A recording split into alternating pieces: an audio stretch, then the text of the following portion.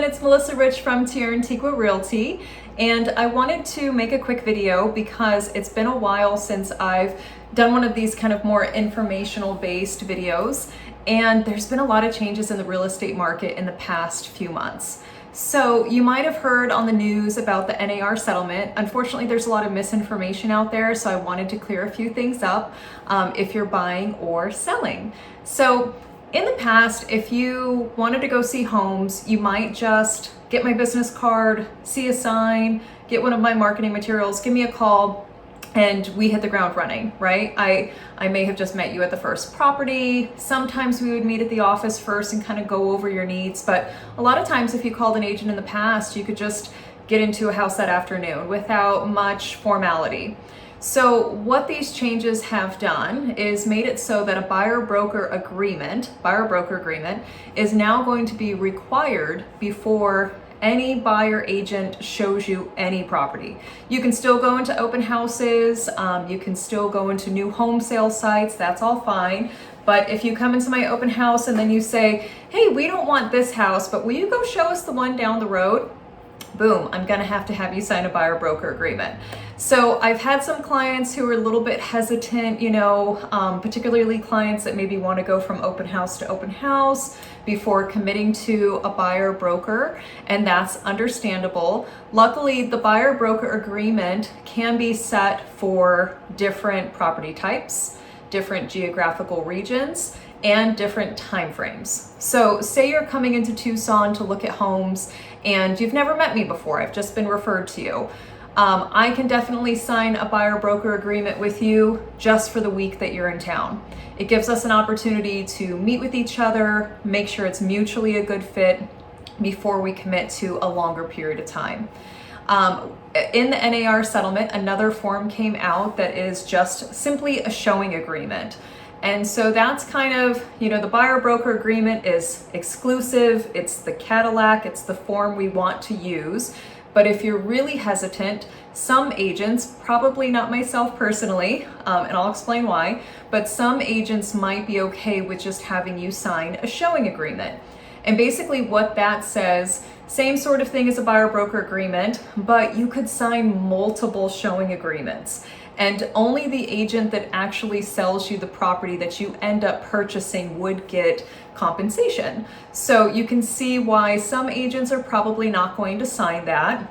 In order for me to make the commitment to you of time, resources, energy, etc., I want to make sure that my buyers are just working with me and not 10 other agents. I think that's reasonable. So the other thing that has changed is in the past, you could see the buyer's agent compensation right there on MLS. It would say 3 bananas, 2 bananas, 1 banana, whatever the case. That has now been removed off of MLS as of a couple weeks ago.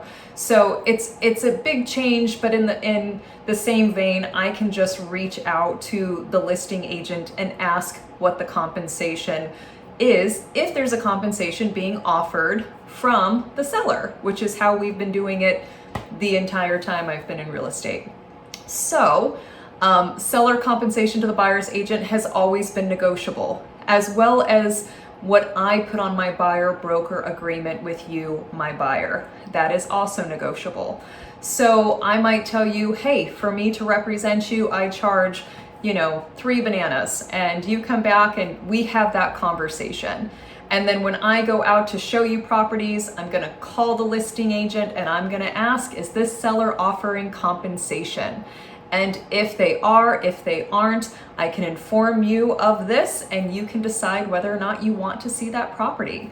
So when it comes to my sellers, I'm encouraging them to still offer compensation just in case the buyer, in addition to their closing cost and maybe a home warranty and down payment and everything else, don't have the funds to also pay for their buyer representation. But it just depends. So every situation is going to be different. We have several new forms to work with. I'd be more than happy to explain in more detail to you what that looks like if you're in the market to purchase a home or are thinking of selling your home soon. So what I did in preparation for all of these changes this year is I went ahead and got my buyer's representation or accredited buyer's representative designation from the National Association of Realtors. And so basically that designation kind of sets me apart from other buyers' representatives just in the level of advocacy that I provide for my buyers. So everything from, of course, showing properties, negotiating, making sure you get the best deal possible, but also making sure that we're hitting our critical date list, that you have top-notch referrals to lenders, title people, home home inspectors, anybody that you might need to make sure that you are absolutely in the best hands from the beginning of the process until your closing day.